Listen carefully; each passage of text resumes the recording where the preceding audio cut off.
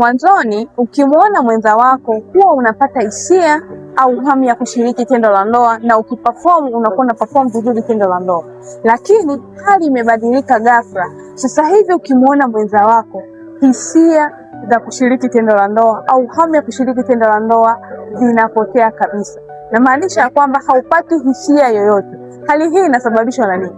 Hali hii inatokana na homoni yako ya kiume ya testosterone kushuka kwenye kiwango chake, na hivyo inakupelekea wewe mwanaume kukosa hisia na hamu ya kushiriki tendo la ndoa. Sasa kama ni wewe mwanaume ambaye unapitia hali hii na haujui namna gani ya kuweza kuondokana katika hali hii, vitu ambavyo unatakiwa kuzingatia. Jambo la kwanza, hakikisha unapata mlo kamili. Na maanisha mlo wa vyakula ambavyo ndani yake kuna protini, kuna zinki, lakini pia pata maji ya kutosha. Yatakusaidia sana wewe mwanaume kuweza boost homoni yako ya kiume. Lakini pia fanya mazoezi angalau kwa wiki mara 3. Itakusaidia sana kuenda kuiboost homoni yako ya kiume testosterone na kuenda kujidhalisha kwa wingi zaidi.